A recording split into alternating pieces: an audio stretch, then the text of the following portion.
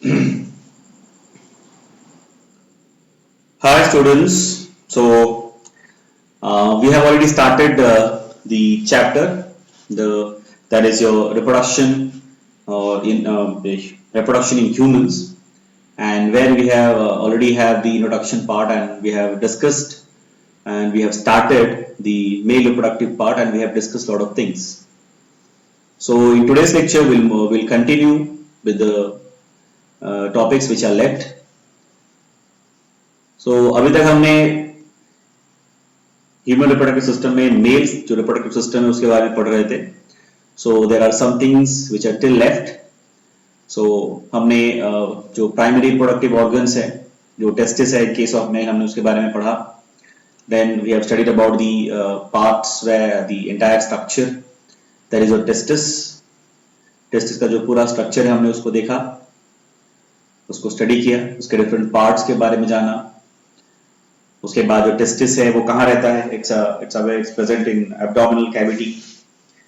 Then what are the different parts of the testis we have discussed, how it is connected with the other parts, that also we have discussed. Then the TA section, we have taken the TA section of testis and we have studied.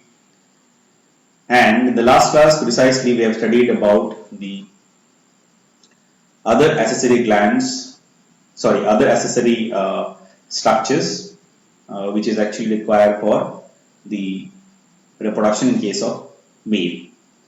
So apart from testis, there are some other parts in the entire male reproductive system that we have discussed. Like immediately after testis, the structure what we can see, that is epididymis. Okay. Then क्या होता है? Then epididymis connecting with the urethra, where it is connected, how it is connected. Then before that there are some structure which are also present, like ampulla. Then also seminal vesicles. Then we have seen the structure of the external genitalia, that is your penis. There are some parts of the penis we have studied. The top part which is having, or the tip part of the penis is having a little bit of bulge, that is called a glans penis. Then there is a small skin folding can be seen on that glans penis, that is called foreskin or protuberance. And then after that we are having the urogenital opening, or that is slit in structure, that is not circular. Then we have seen there are different other glands like seminal vesicle, then donut shape or chestnut shaped gland which is present just above the junction where these vas deferens and the urethra are actually connected. Then there are at the base of the penis there is a pair gland structure that is called corpus gland, and the donut shaped gland that is called prostate gland that we have seen. Now, I believe that the basic structure, basic organization of the reproductive system in case of male is clear to all of you. Now, today we will discuss, before we move on to the next topic, that is your female reproductive system. So, we need to discuss the different accessory glands or different accessory parts, or we call it as secondary organs, sex organ in case of male, that we need to discuss. There are certain things we need to discuss. Those things we'll discuss are the glands basically, that is your prostate gland, then corpus gland, then seminal vesicle. What is its function, we'll see, right? So let's start. सबसे पहले हम बात करेंगे seminal vesicles के बारे में. अभी seminal vesicles क्या है? They are also paired structure, दो होते हैं. एक सेमिनल वास डिफरेंस के साथ ज्वाइन होता है, दूसरा दूसरे वास डिफरेंस के साथ ज्वाइन होता है. ठीक है. So it is also paired structure, seminal vesicle और seminal vesicle, and they are small structure. ये बहुत बड़े नहीं होते, दे आर स्मॉल, छोटे स्ट्रक्चर होते हैं. कितने छोटे होते हैं? यहाँ पे जो साइज है, that is also you can see on your screen right now, that is 5 centimetre long. They are 5 centimetre long, right? And these glands are saccular and muscular in nature. इनका क्या होता है, composition कैसा होता है, कैसे होते हैं ये? They are saccular as well as muscular in nature. ठीक है. काम क्या करते हैं? They pour their secretion into the vas deferens. vas deferens में अपना जो secretion है उसको pour कर देते हैं. ठीक है ना. अब जो secretion है उसका नाम क्या है? The secretion mainly obtained contain a substance which we call prostaglandins. तो प्रोस्टाग्लैंडिन्स कहां से रिलीज होता है, कौन सीक्रेट करता है, कौन सा ग्लैंड सीक्रेट करता है? Seminal or seminal vesicle secretes a substance which they pour inside the vas deferens, and that particular substance is called prostaglandins. क्या कहते हैं हम इसे? Prostaglandins. It helps in, क्या काम है, फंक्शन क्या है? ऐसे थोड़ी ना होगा, there must be some reason, right? तो फंक्शन क्या है इसका? मैंने आपको पहले ही बताया था जब मैं पिछले क्लास में डिस्कस कर रहा था पिछले लेक्चर में कि जो स्पर्म होता है वो बनता है सेमिनिफेरस ट्यूब्यूल में, दैट इज ओके। उसके बाद ये रेटेड टेस्टिस के थ्रू आपके वासा एफरेंशिया के थ्रू एपिडिडाइमिस में आता है और वहां से हेड पार्ट से होके सीधे टेल पार्ट में आके वहां स्टोर होता है। कितने घंटे के लिए? 18 से 24 घंटे के लिए। अब इसको ट्रांसपोर्ट क्यों कहा जाता है? फिर समाइनल वेसिकल में जाता है। इसके बाद जो जैसे मैं आपको सबसे पहले बता दूं कि जो सीमेन होता है, जिसको हम बोलते हैं सीमेन, और स्पर्म दोनों में डिफरेंस होता है। स्पर्म जो है it is only the gamete, और सीमेन मतलब इट इज द कलेक्शन और it is like all the different other glands जो अभी डिस्कस कर रहे हैं हम, जैसे समाइनल वेसिकल है, आपके प्रोस्टेट ग्लैंड्स है, कॉर्पस ग्लैंड्स, इनके जो सारे सीक्रेशन है ना, it is actually working as a medium where inside this medium the sperms are present, right? And then we can, when the sperm is actually present or it is available with all these different types of mixture, then we call it as semen. ठीक है ना? तो जो सीमेन बनने के लिए जो different substances है वो डिफरेंट ग्लैंड्स रिलीज होते हैं। तो पहला हम क्या पढ़ रहे हैं? सेमिनल वेसिकल के बारे में। और सारे ग्लैंड्स के ना इसके अलग अलग फंक्शन है, जो भी सारे ग्लैंड्स के अलग अलग जो सिक्रीशन है, जो अभी हम पढ़ रहे हैं सेमिनल वेसिकल के केस में, वो है प्रोस्टाग्लैंडिन। इसका भी अलग फंक्शन है। क्या फंक्शन है? First, it helps in to activate the sperms. Sperm को एक्टिवेट करने में ये हेल्प करता है, ये पहला फंक्शन इसका। दूसरा क्या करता है? It help in contraction in female reproductive tract. ये बहुत इंटरेस्टिंग है और ये बहुत ही इंपॉर्टेंट है, आपको समझना पड़ेगा। ठीक है, so will discuss.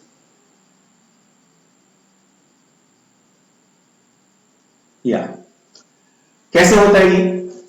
C, the sperm get deposited in the vagina part of the female. ये हम सबको पता है, during the time of copulation the penis, that is the copulatory organ or the external genitalia in case of the male, which help to transfer the sperm inside the female body, or especially the female reproductive tract, that is your vagina. Okay, now from there it should go up to the fallopian tube where the fertilization will occur. तो vagina से लेके पूरे fallopian tube तक जाने के लिए sperm को help करता है। कैसे? By stimulating the muscles of the this uterus. Okay, so जो यूट्रस होता है, मतलब वजाइनल ट्रैक के बाद जो रिप्रोडक्टिव ट्रैक हम जिसे कहते हैं, उसके बाद जो पार्ट है उसे हम बोलते हैं यूट्रस। ठीक है, और यूट्रस में जो मसल्स होते हैं उस पर कॉन्ट्रैक्शन करवाता है, ये हेल्प करता है उसमें कॉन्ट्रैक्शन करवाने के लिए। कौन? प्रोस्टाग्लैंडिन। अब बोलोगे सर इससे फायदा क्या है? फायदा ये है कि जब कॉन्ट्रैक्शन होगा सो इट इज क्रिएटिंग, जैसे आपने जो डाइजेशन में पढ़ा होगा कि जो आपका बोलस है, हम जब खाना खाते हैं तो जो बोलस बनता है, it is going through the structure, the food pipe until the stomach, and during the process peristalsis happening, right? वहां पे मसल कंट्रैक्शन होता है तो हेल्प करता है फूड को आगे बढ़ने के लिए। बिल्कुल वैसे ही यहाँ पर भी ये जो आपके प्रोस्टाग्लैंडिन्स है, देखिए फीमेल के बॉडी में बहुत सारे चेंजेस होते हैं, will discuss later on slowly. तो अभी क्या होगा, ये प्रोस्टाग्लैंडिन क्या करेगा, वो यूट्रस मसल को, हाँ मतलब क्या करता है, it is helping in contraction, as a result it is helping the sperm to swim towards the fallopian tube. और यहाँ पे फैलोपियन ट्यूब का थोड़ा जो आपका स्पेलिंग है उसको कलेक्ट आप लोग सही से लिखना। It is not FE, it is FALLOPIAN, so you please correct it, FALLOPIN, fallopian tube होता है, ठीक है, फैलोपियन नहीं, ठीक है। So it was my mistake in writing, so you please correct it, ठीक है। तो अब इसमें क्या हेल्प करता है, ये मसल को कंट्रैक्शन ऐसे करेगा ताकि ये जो आपकी जो स्पर्म्स है, it is helping the sperm to swim across and to reach the fallopian tube, क्योंकि फैलोपियन ट्यूब में जो है आपका जो मैच्योर ओवा है, जो एग है, it will be present there. तो फर्टिलाइजेशन एक्चुअली वहां पे होता है, तो इसके लिए जो स्पर्म को है, it should travel all the way to fallopian side the fallopian tube, और उसमें ये हेल्प करता है। It is also one of the factor, ये मत सोचिए कि सिर्फ यही हेल्प करता है, there are some other factors are there, right? There are some other factors as well. Fine.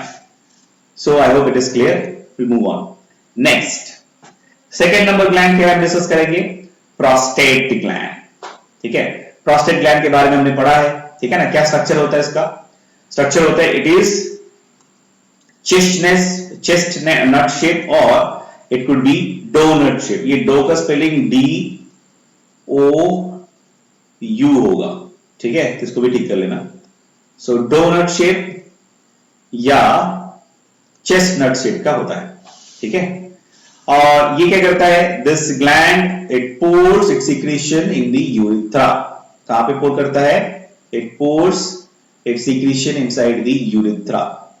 ठीक है, तो यूरिथ्रा जो है उसमें वो अपना जो सीक्रेशन है डायरेक्टली उसमें पोर करता है। यूरिथ्रा क्या है? मेल के जो रिप्रोडक्टिव पार्ट है उसमें होता है। हमने पहले डिस्कस किया यूरिथ्रा पार्ट, राइट?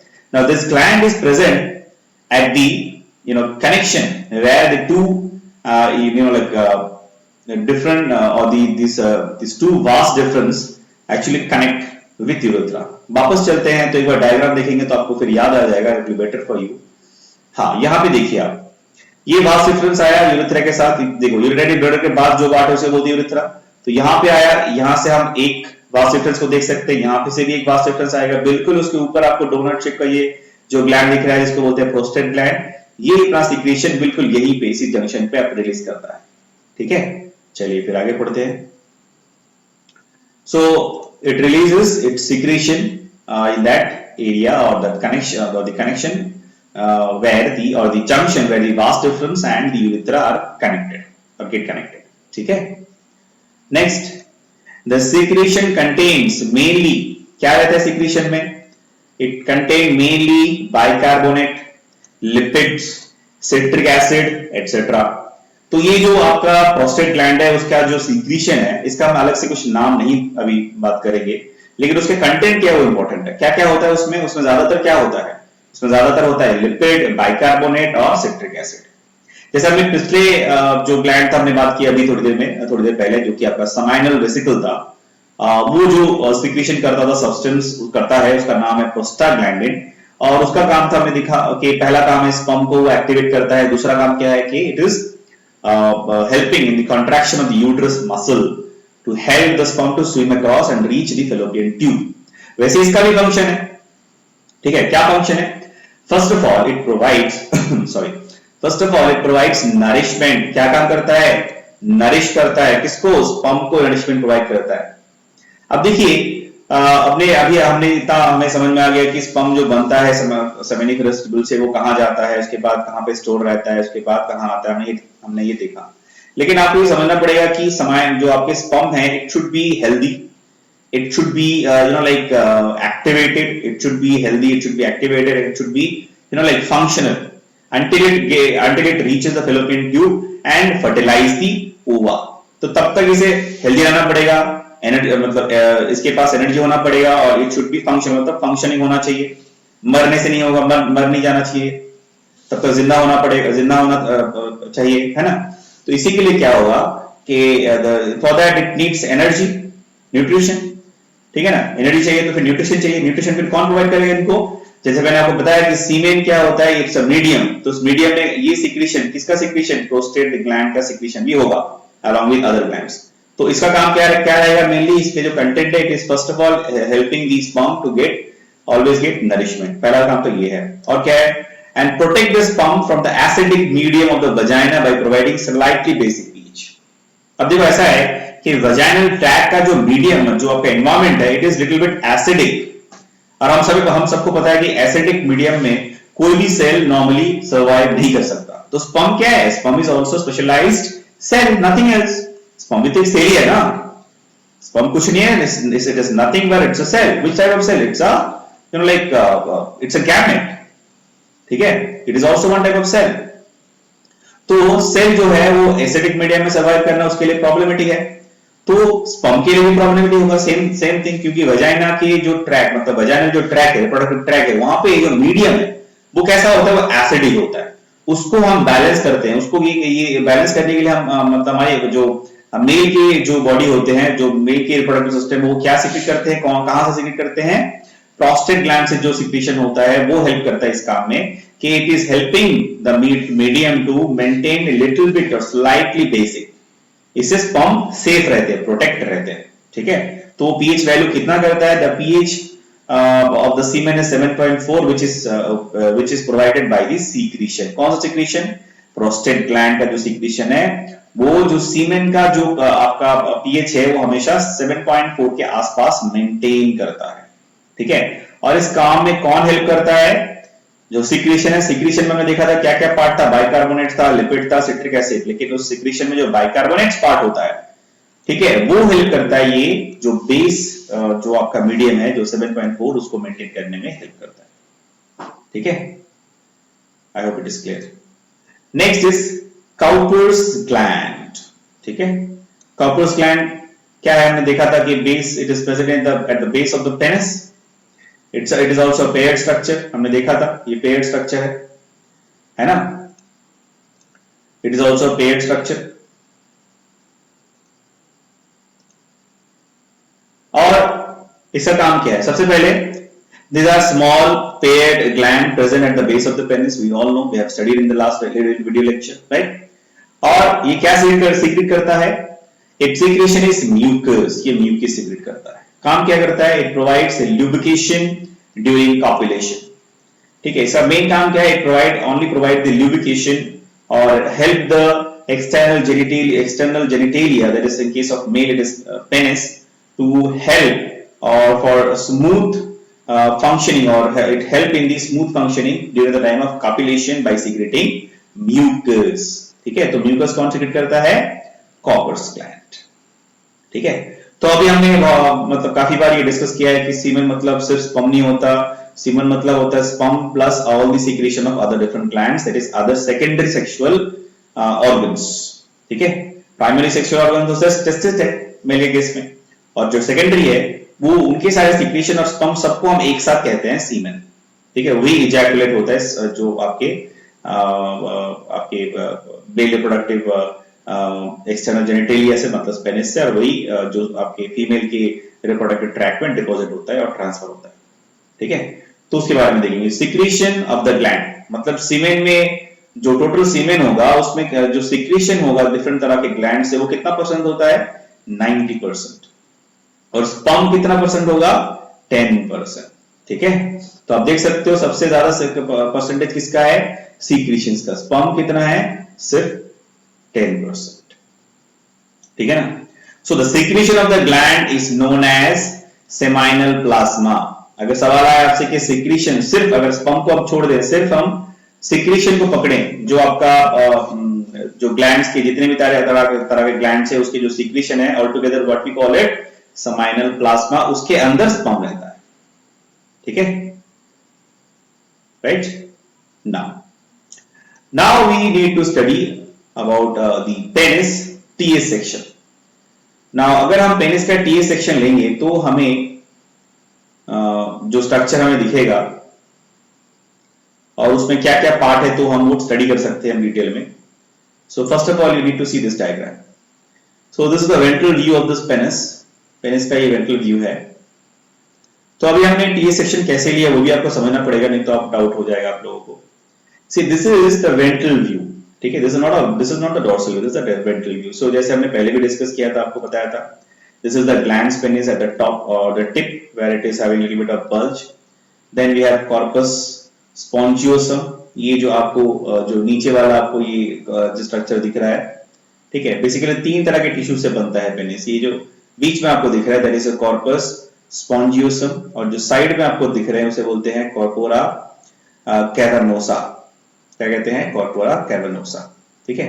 और आपको ये जो यहाँ पे जो आपको just a pipe-like structure आपको दिख रहा है, which is actually working as a urinogenital path or tract, that is your pineal urethra, ठीक है, यही है pineal urethra। तो we'll see a diagram, handmade diagram, and try to understand. Yeah, so this is the diagram.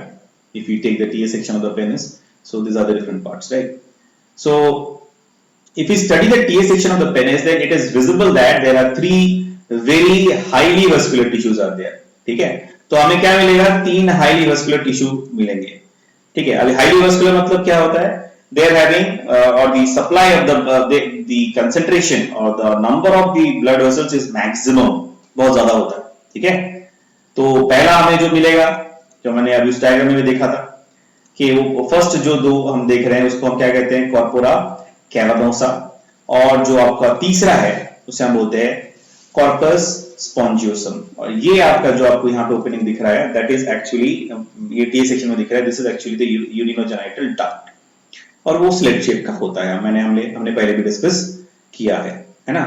और जो ये पूरा tissue है और उसके चारों तरफ आपको क्या दिखेगा, this are all connective tissue, this are all connective tissue, fine. So अगर प्रिसाइसली हम बोलेंगे, then the posterior side has to highly vascular erectile tissue known as corpora cavernosa। तो कहां पे रहता है, पोस्टीरियर साइड में। ये देखो पोस्टीरियर साइड में ये दो टिश्यूज हैं जिसको हम बोलते हैं corpora cavernosa, which is highly vascular and erectile। erectile का मतलब क्या होता है, see because of the presence of these blood vessels which are maximum in number, and because this tissue, this corpora cavernosa, it's actually highly vascular tissue, मतलब क्या होता है, बहुत ज्यादा blood vessels यहाँ पे होता है। तो क्या होगा, जब बहुत ज्यादा ब्लड वेसल होगा तो वहां पे जब ब्लड फ्लो ज्यादा हो जाएगा, so because of the pressure the external genitalia, that is in case of male it is penis, it will get erected, okay, and that is happening because during the time of copulation, okay। So normally it is not erected, only it is happening during the time of copulation, which is helping to transfer the gametes inside the female reproductive tract, ठीक है। So erectile मतलब क्या होता है, it is helping in erection because it's because of the, see the penis is getting erected because of the blood pressure, और जो blood pressure होता है क्योंकि बहुत सारे यहाँ पे blood vessels है, so all together it is helping the penis to get erected, ये भी सब, ठीक है, ये तीनों टिश्यू के। और जो आपके एंटीरियर साइड में जो टिश्यूज बोलते हैं कॉर्पस स्पॉन्जियोसम, ठीक है। So the posterior side it has highly vascular erectile tissue known as corpora cavernosa, then there is one large tissue known as corpus spongiosum, right? Now both are highly vascular, that means what, they are rich, they are having a rich supply with blood। अगर ज्यादा blood vessels होगा तो क्या होगा, इसका मतलब बहुत ज्यादा blood supply है वहां पे, and this rich supply of the blood help in erection। अभी मैंने बताया आपको कि because of the blood pressure it is getting, the penis is getting erected during the time of copulation, है ना। Now at the center of of the single tissue, that is the corpus spongiosum, have one opening, that is a urinogenital duct, ठीक है ना। वो किसका opening है, urinogenital duct का opening है, you know all that, what is urinogenital duct। All around it there are blood vessels, और इसके चारों तरफ क्या होता है, हमेशा पूरा it is full of blood vessels।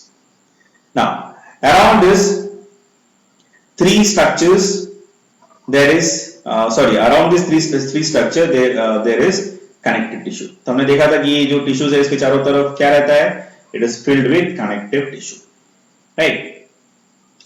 Now corpora cavernosa and corpus spongiosum, these are actually highly vascular erectile tissue।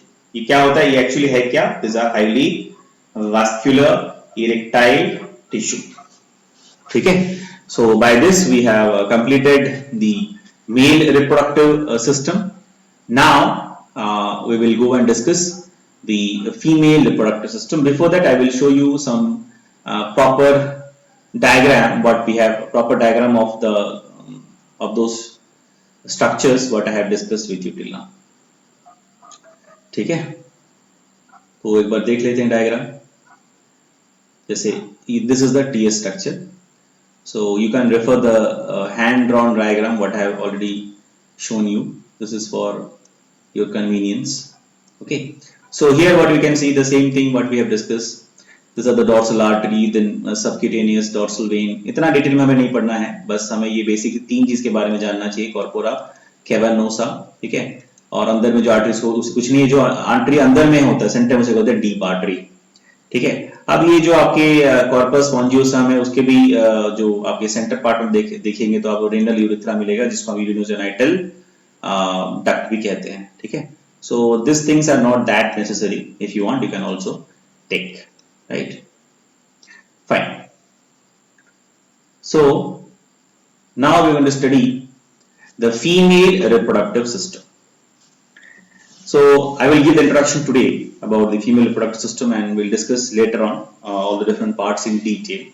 So first we'll discuss, okay, diagram we'll discuss in the next video, right?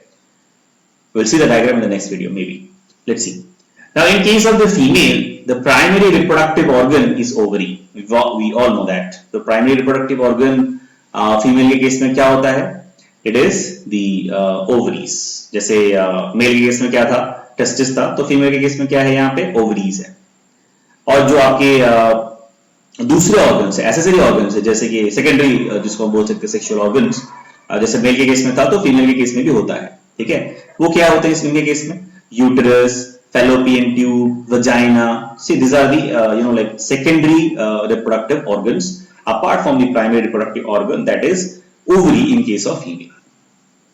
Right? So there are glands which are going to help. इसमें भी glands होते हैं जो help करते हैं इस process में, मतलब in case of female in the reproductive process. क्या क्या glands हमें दिखेगा? जैसे Bartholin's gland है, हम डिस्कस करेंगे आगे सबके बारे में. Then mammary glands है, etc. ठीक है. अच्छा, फंक्शन प्राइमरी जो आपके फीमेल सेक्स ऑर्गन, इसका क्या फंक्शन है? पहला फंक्शन है it produce the female gamete, that is the egg और ओवा. ठीक है. और क्या फंक्शन है? It is also producing female sex hormone. तो फीमेल का जो सेक्स हार्मोन है फीमेल के केस में, और जो फीमेल गैमेट है, जैसे हमने मेल में भी देखा था, male sex hormone and the sperm both are produced by this testosterone. The same way the female gametes and the female sex hormone both are produced by this primary sex organ in case of female, that is your ovaries. ठीक है. अब ovaries के बारे में जरा बात करते हैं.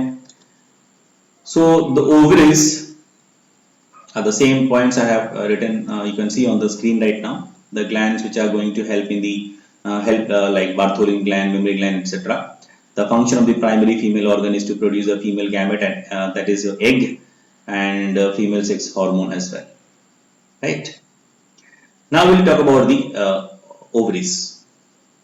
Now the ovaries are small structure which are actually almond in shape. They are actually almond in structure. Almond के जैसा होता है, almond के जो बादाम आपने खाए होंगे या देखे होंगे, so उसका शेप बिल्कुल वैसा ही होता है. ठीक है. और कहाँ रहता है? ये लोअर एब्डोमिनल रीजन में रहता है. प्रिसाइसली अगर हम बात करेंगे तो वो पेल्विक रीजन में रहता है. ठीक है. और एज ए होल हम बोलेंगे तो कहाँ रहता है? एब्डोमिनल कैविटी में. ठीक है. लेकिन हम मेल के केस में अगर देखेंगे तो क्या हो रहा था? It is present, it is extra abdominal. In case of male it is present outside the abdominal cavity in a pouch like structure known as कॉट्रम. लेकिन इनके केस में ऐसा नहीं है. फीमेल के केस में, फीमेल के केस में क्या होता है? एब्डोमिनल कैविटी के अंदर रहता है. राइट साइड में एक आपका ओवरी रहेगा जो आलमंड शेड का है, लेफ्ट साइड में रहेगा. दो साइड में दो रहता है एब्डोमिनल कैविटी के अंदर. क्यों? क्योंकि जो ओवा का डेवलपमेंट है, जो फीमेल गैमेट है, जो एग है, उसको डेवलप होने के लिए कोई स्पेशल एनवायरमेंट, जैसे कि टेम्परेचर 2 डिग्री कम था आपके मेल के केस में, वैसा यहाँ नहीं है. ठीक है ना. तो इसीलिए ये जो एब्डोमिनल कैविटी के अंदर ही होता है. ठीक है. So you can pause and you can write your points whenever you require. Now, अब अगर साइज की बात करेंगे, अगर हम देखेंगे कि साइज कैसा होता है ओवरीज का, तो size already I have discussed with you. It is very small. 8 centimetre long होता है, 5 सेंटीमीटर वाइड होता है. ठीक है. और सबसे इंपॉर्टेंट है कि ये रहता कैसे, पोजीशन में, जो उसका पोजीशन है वहां पे वो प्रेजेंट कैसे रहता है. अगर हम इसको देखेंगे, मतलब डायग्राम में अगर देखेंगे तो हमें ऐसा लगेगा इट इज एक्चुअली सस्पेंडेड. ठीक है. ऐसा लग रहा है कि वो झूला हुआ या लटका हुआ, या तो अभी पता ही नहीं चलेगा. ऐसा लगेगा कि वो ऐसे हवा में ही है, मतलब हवा में नहीं, मतलब सेपरेट है, डायरेक्टली कनेक्टेड नहीं है. ठीक है ना. तो ऐसा नहीं है. एक्चुअली में जो रियलिटी है वो ऐसा है कि they are actually basically connected by a special structure. Those are called the mesenteries. ठीक है. तो यहाँ पे we can see the same points here as well. They are suspended to their position with the help of mesenteries, which are thin mucous membrane folds which are transparent. इसीलिए हमें दिखता नहीं ठीक से, क्योंकि वो ट्रांसपेरेंट होते हैं, इसलिए हमें अच्छे से नहीं दिखता, वो भी कितने तरह के होते हैं, 2 तरह के होते हैं, ठीक है, हम आगे पढ़ेंगे, आगे डिटेल में देखेंगे। Now the ovaries are actually connects the abdominal wall with mesothelium. अभी जो एब्डोमिनल वॉल है उसके साथ ओवरी कनेक्ट कैसे रहता है, मेसोवेरियम जो स्ट्रक्चर है, जो आपके जो स्पेशल टाइप स्ट्रक्चर है उसके साथ ये कनेक्ट रहता है, ठीक है। और ओवरी से क्या होता है, एग्स बनते हैं और वो रिलीज होते हैं, ठीक है। और वो किस फॉर्म में रिलीज होते हैं, that is in the form of secondary oocyte, ठीक है। और जो सेकेंडरी oocyte के फॉर्म में रिलीज होते हैं तो फिर उसके बाद क्या करते हैं, it will be transported by the fallopian tube, कहां तक, किसकी तरफ ट्रेवल करेगा, ट्रांसपोर्ट हो जाएगा, यूटेरस की तरफ जाएगा फेलोपियन ट्यूब से, ठीक है। तो इसको समझते हैं कि इसके लिए आपको थोड़ा डायग्राम दिखाना पड़ेगा, otherwise you will not understand. Okay, I will just discuss this points and I will show the diagram and discuss, I will show you now. अगर हम देखेंगे कि जो आपका ओवरीज है, जस्ट बिसाइड द ओवरीज और just above the ovaries there is a structure which is little bit swollen, ठीक है, और उसे हम कहते हैं एम्प्यूला, ठीक है। जो बिल्कुल ओवरीज के पार्ट मतलब जो ओवरीज होता है बिल्कुल उसके पास रहता है, ठीक है। एंड देन वो स्वेल पार्ट के बाद जो स्ट्रक्चर आगे जाएगा फेलोपियन ट्यूब की तरफ, उसका स्ट्रक्चर कैसा होता है, इट इज फनल लाइक होता है, और उसको हम कहते हैं इनफंडिबुलम, उस स्ट्रक्चर को हम कहते हैं इनफंडिबुलम, ठीक है। And then after the infundibulum the next area is known as isthmus, ठीक है। और इस्थमस के बाद जो आपको दिखेगा, जो आपको मिलेगा, that is a structure and where we can see there are finger like like folding like structures, finger like projections are there and उसे हम कहते हैं फिम्ब्रे। अभी जो फिम्ब्रे है ना, इसका बहुत इंपॉर्टेंट फंक्शन है। अब हम थोड़ा डायग्राम हमको देखना पड़ेगा, अदरवाइज आपको समझ में नहीं आएगा। So let's go and see the diagram and again I will discuss with you. Yeah so this is the diagram what we have, female reproductive organ. Yeah अब यहां पे आपको देखना है, see this is the uterus, ये क्या है, ये यूटेरस है, ये पूरा देखिए यहां पे मैंने मार्क किया ना, इसी को बोलते हैं वूम, ठीक है। This is actually the mother's womb, ये पूरा स्ट्रक्चर इसको बोलते हैं यूटेरस। यहीं पे आपका जो एम्ब्रायो है वो इम्प्लांट होता है, यहीं पे out of this wall, any of this wall, and then the embryo will grow, ठीक है। आपको मैं दिखाता हूं, यहां पे जो एम्ब्रायो है वो यहां पे इम्प्लांट होता है और यहीं पे डेवलप करता है, ठीक है। इसी को बोलते हैं womb. I hope it is clear. Now जो हमें समझना है, जैसे मैंने आपको बताया कि ये आपको जो दिख रहा है, this is your ovary, this is almond shape, ये लेफ्ट साइड में एक होगा, राइट साइड में होगा, तो हमने सिर्फ एक साइड का बनाया है, ऐसा नहीं कि राइट साइड में नहीं है, दोनों तरफ सेम स्ट्रक्चर है, ठीक है। So it's almond shape. और यहां पे जो आप दिख रहे हो कि जो यूटेरस है, जो आपका वूम है, ये this is connected with a structure, tube like structure, ठीक है। तो ये जो ट्यूब लाइक स्ट्रक्चर है इसी को कहता है फेलोपियन ट्यूब, टोटल स्ट्रक्चर कहते हैं हम लोग फेलोपियन ट्यूब, ठीक है। तो अब यहां से देखेंगे, ये जो फिंगर लाइक पोजीशन आपको इमीडिएटली आफ्टर द ओवरीज आपको दिख रहा है, दिस आर कॉल्ड फिम्ब्रे, इसे हम क्या कहते हैं, फिम्ब्रे कहते हैं, ठीक है। उसके बाद जो आपको स्वेल पार्ट जो दिख रहा है, यहाँ पे थोड़ा सा स्वेलिंग है, ठीक है, और जो स्ट्रक्चर है उसे हम कहते हैं infundibulum, and then you have this ampulla, funnel shape structure, ठीक है। Then finally we have the part that is called isthmus, ठीक है। हमने बस फेलोपियन ट्यूब का अलग अलग नाम दिया है according to this means look its shape and its position, ठीक है। तो आलमंड जो शेप आपका ओवरीज है, तो आपको जैसे मैंने पहले ही बताया था कि ये आपको देख कैसे लगेगा, how it is connected, it is actually suspended. Actually ये जो कनेक्शन यहाँ पे आपको दिख रहे हैं, यहाँ पे भी आपको अच्छे से नहीं दिख रहा होगा, so you need to draw it, it is like this, you need to draw, ऐसा यहाँ पे कनेक्शन होता है, ठीक है। these are called actually ovarian ligaments, so these are ovarian ligaments, by this it is connected with this structure, और यहाँ पे भी suspensory जो ligaments होते हैं which is helping the ovary to connect with the abdominal wall as well, जो हमने पहले भी डिस्कस किया, ठीक है। now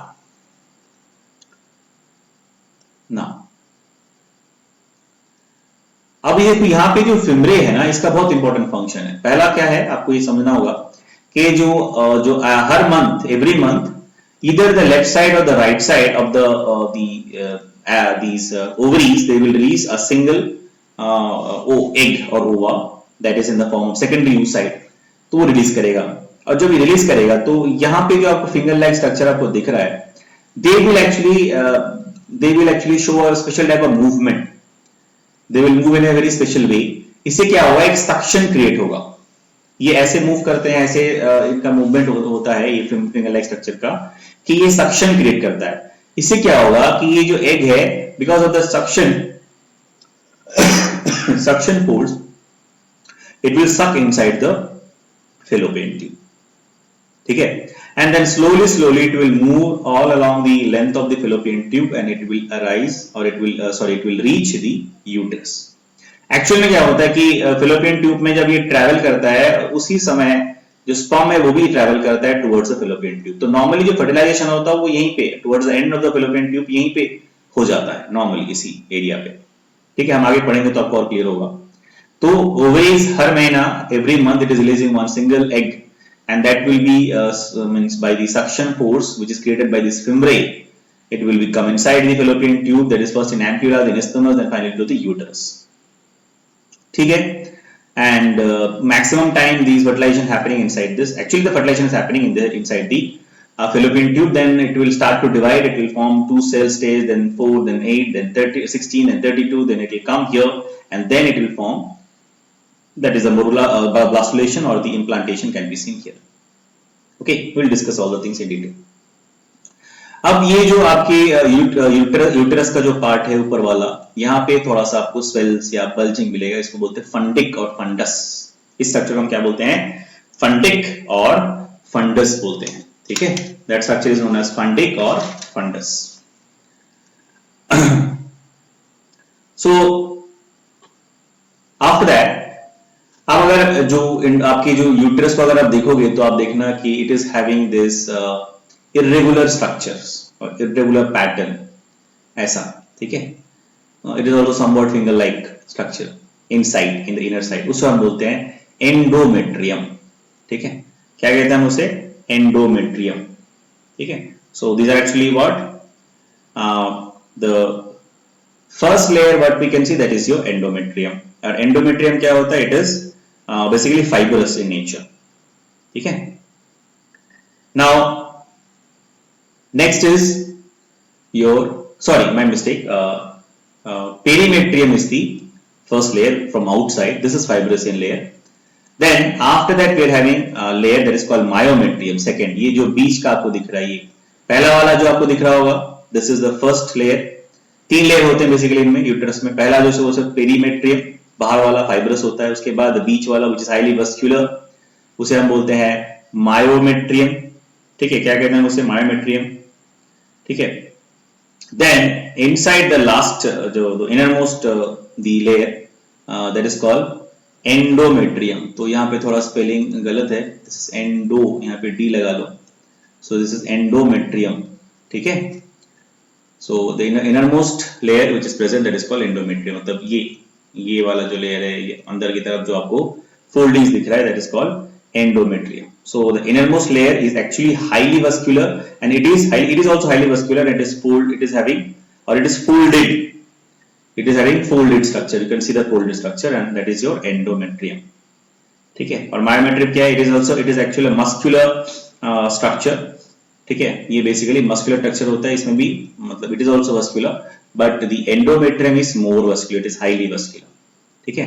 so perimetrium 3 लेयर होती है यूटेरस के, पहला है पेरीमेट्रियम, दूसरा है मायोमेट्रियम, तीसरा है आपका इनरमोस्ट, दैट इज एंडोमेट्रियम, ठीक है। So I hope it is clear. Now next what we can C,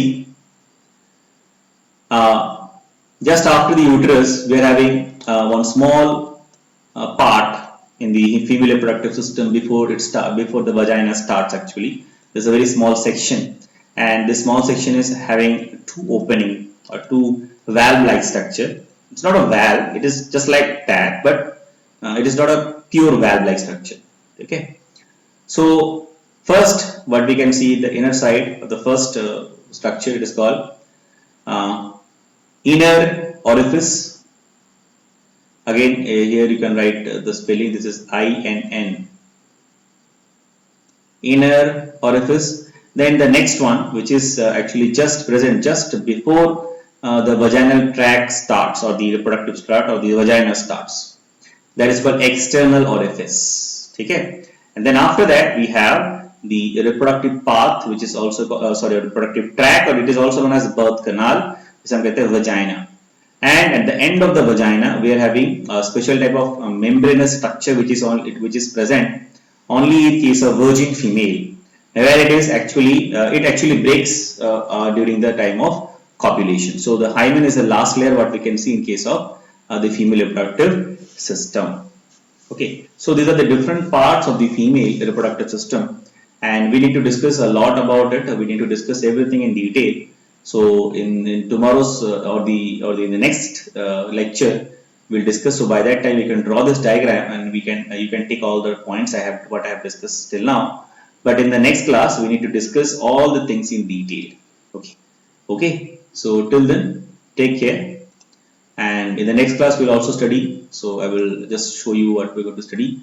So in the next class I will tell you what we're going to study, or in the next video lecture we'll study about the other structure as well, that is your how the development of the ova is happening, what are the different parts, right? The basic structure about that we'll discuss. Then we'll also see the Graafian follicle, what is its structure, how it works, how it get matured. So everything we will discuss in the next class. Fine.